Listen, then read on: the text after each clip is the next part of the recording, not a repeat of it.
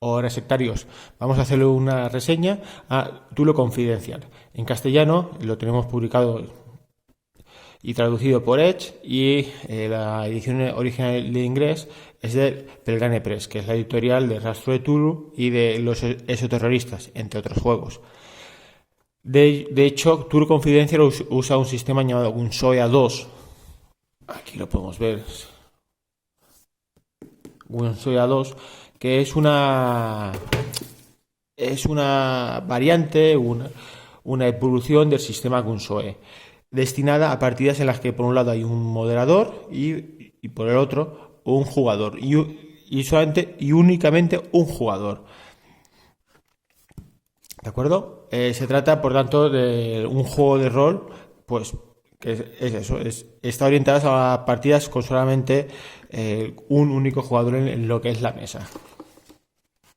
Si echamos un vistazo al índice, tenemos un capítulo que son unas 34 páginas, titulado Tu investigación, que nos describe lo que es el sistema de juego, el sistema de juego de Gunsoe, con sus particularidades. Es un sistema de que, aunque conozcas el sistema Gunsoe normal, del Rastro de Tulu o los exoterroristas, es necesario leer este capítulo, porque el sistema Gunsoe A2 tiene muchas diferencias entre el sistema Gunsoe clásico, por decirlo de una manera. Luego tenemos un capítulo llamado Tulu para profanos, que nos explican un poco la vida de Lovecraft, el concepto del horror cósmico, nos explican una muy breve descripción de los dioses arquetipos, dioses primigenios, de los primigenios, de los dioses exteriores, las razas servitoras, razas extraterrestres, híbridos, pues todos, y también un poco sobre los libros arcanos que devoran la cordura. Todo esto lo describe en menos de 10 páginas. Aquí están. En solamente 10 páginas describe todo esto, el Tulu para profanos. De manera que si realmente eres un profano de los mitos de Tulu, es posible que te acabe interesando hacerte con una copia de la llamada de Tulu, o con el rastro de Tulu, o con un Tulu de 100, que tienen bastante más información sobre lo que es el bestiario relacionado con estas ambientaciones. Además, se trata de un capítulo de que, en contra de lo que es habitual, no hay ilustraciones. Es un capítulo que es bastante seco y se ventila cada raza o cada dios con solamente 4 o 5 líneas. De hecho, ya el rastro de Tulu tiene mucha más información sobre los mitos de Tulu que este juego. Y finalmente tenemos otro capítulo llamado Moderar a 2, que está destinado para dar consejos, por un lado, al director de juego, para que pueda encarar bien lo que son las partidas, en una partida con un único jugador, pero también hay consejos para que el director de juego pueda crear sus propios casos. Y lo que me pareció a mí muy interesante es que hay explica parte de las decisiones que se tomaron durante el diseño de este sistema de juego, del sistema de Gunsoe. Una de las diferencias entre el sistema Gunsoe y el sistema de Gunsoe A2 es la mecánica de los controles. Un control o una dificultad es básicamente una tirada de dados. En el sistema Gunsoe A2 tenemos las habilidades de investigación y las habilidades generales, tal y como sucede en el sistema Gunsoe básico. Pero vamos a echar un vistazo. Aquí tenemos una ficha de ejemplo. ¿Vale? Tenemos una periodista de investigación y vemos que la habilidad de investigación no tienen reservas de dados, y las habilidades generales, en lugar de tener reservas de dados, tienen dibujados dados. ¿Qué sucede? Que las habilidades de investigación, como sucede en el rastro de Tulu, son de éxito automático. Es decir, si estás en el lugar correcto, en el momento adecuado, consigues la pista, para que el jugador siempre tenga nunca se quede atorado porque no ha encontrado la información para la siguiente escena. Y las habilidades generales Hay pruebas, pero las pruebas se realizan tirando dados de 6 de uno en uno y sumando los resultados, que es una gran diferencia respecto el Gunsoe básico. Pero además de eso, vamos a echar un momento un vistazo a la página 22. Aquí tenemos lo que es un desafío, es decir, una prueba de controles. Y resulta de que una prueba puede tener varios grados de éxito. Es decir, tenemos un avance que es que ha superado un número de objetivo, que es que el personaje supera la dificultad y además destacándose en ello. El pase, es un intervalo entre dos números, que significa que ha superado la dificultad, pero no ha brillado en la resolución del problema.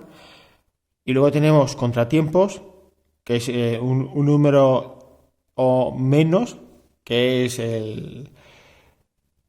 que describe qué sucede si el personaje falla en lo que es la prueba, y luego serie de problemas extras, que son cosas adicionales que pueden sucederle al personaje si acaba con un contratiempo, es decir, si no consigue superar la prueba.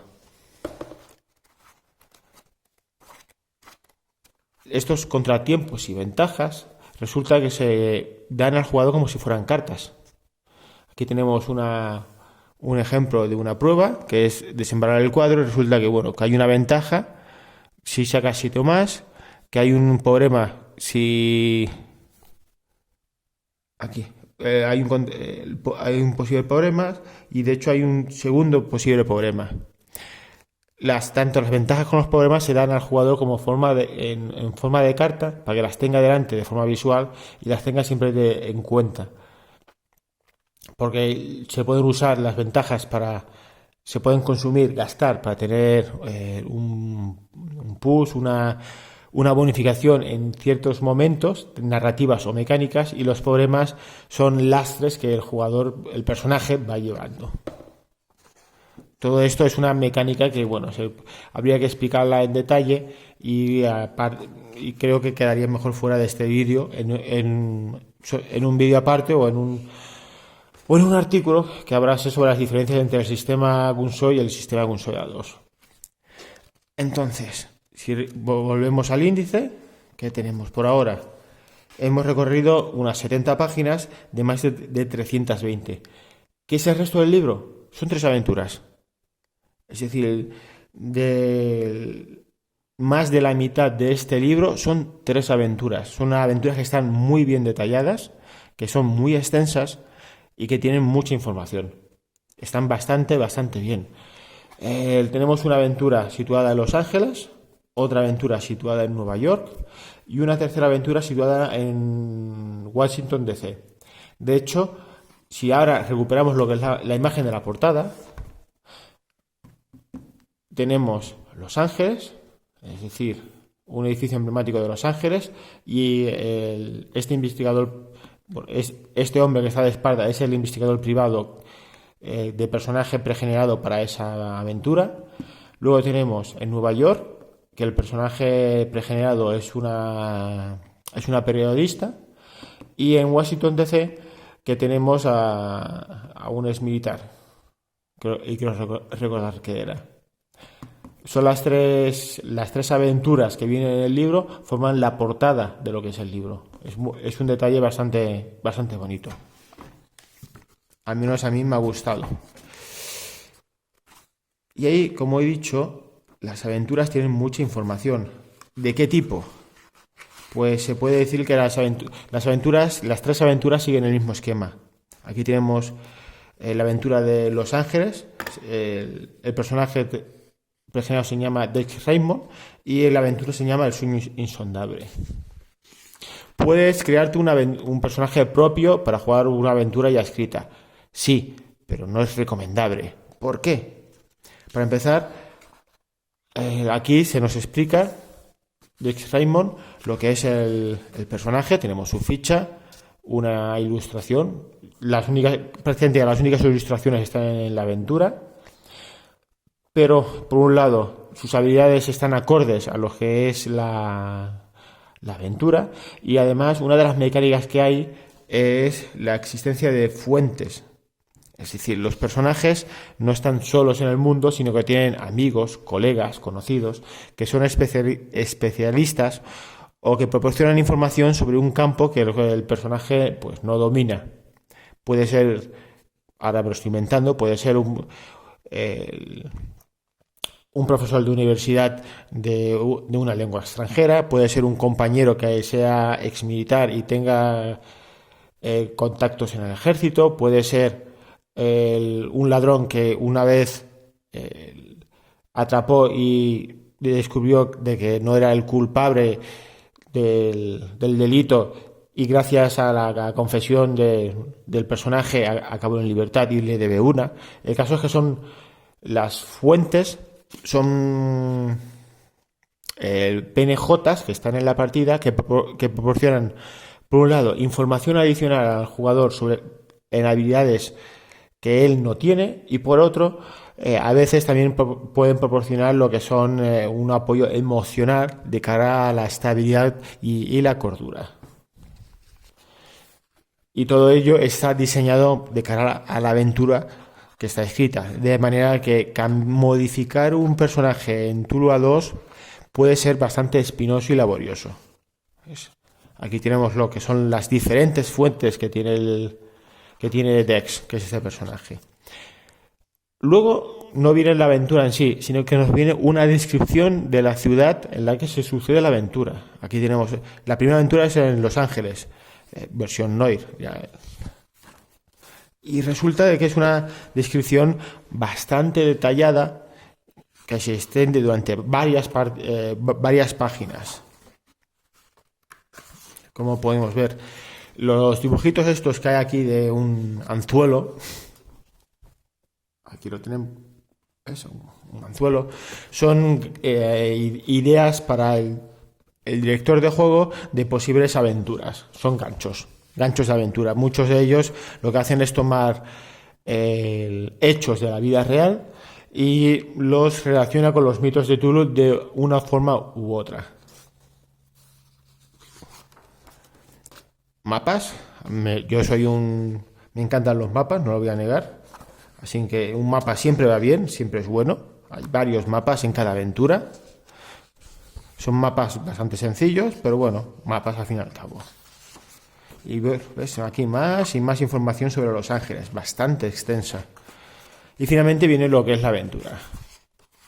En este caso el sueño insondable. De manera que Cthulhu Confidencial tiene 3 aventuras y cada una de ellas sucede en una ciudad diferente, en Los Ángeles, Nueva York y Washington, y siguen el mismo esquema. Tienen una descripción de lo que es el personaje, que no es solamente la ficha, es la ficha, su trasfondo, su historia, sus fuentes, es decir, qué personaje es, qué relaciones tiene en el mundo. Luego una descripción de la ciudad en la que ocurre la aventura con bastantes ganchos, de manera que si un director de juego quiere alargar la partida, tiene material, tiene ideas, y luego lo que es la partida propia en sí. Recordad de que el libro este tiene más de 300 páginas, es un tocho considerable de tapa dura, de las cuales más de la mitad son las 3 aventuras. Y un detalle que a mí me ha gustado bastante es que si nos vamos al final de una aventura, aquí están, tenemos como que hay bastantes controles y pruebas, todo lo que son las cartas de ventajas o de problemas que puede llegar a obtener un personaje durante la aventura. Este esquema de personaje, descripción de la ciudad y aventura y luego cartas se repite para cada una de las 3 aventuras. Es decir, es bastante material de cara al guardián. Que, no es más trabajo de lectura, pero es más también le liberará de trabajo de diseñar las cartas o de si quiere desarrollar desarrollar nuevas aventuras en una ciudad que ya ha habido un caso, pues hilos no le van a faltar. Bueno, voy a dejar aquí el, el vídeo. Creo que no lo he dicho todavía. El Turo Confidential está muy centrado en partidas, obviamente, a 2 jugadores, pero la ambientación que destaca es la típica ambientación del cine negro. Es decir, el cine negro de investigadores de los años, creo que eran 40 o 50, que se hizo bastante popular, al menos para mí, en el cine.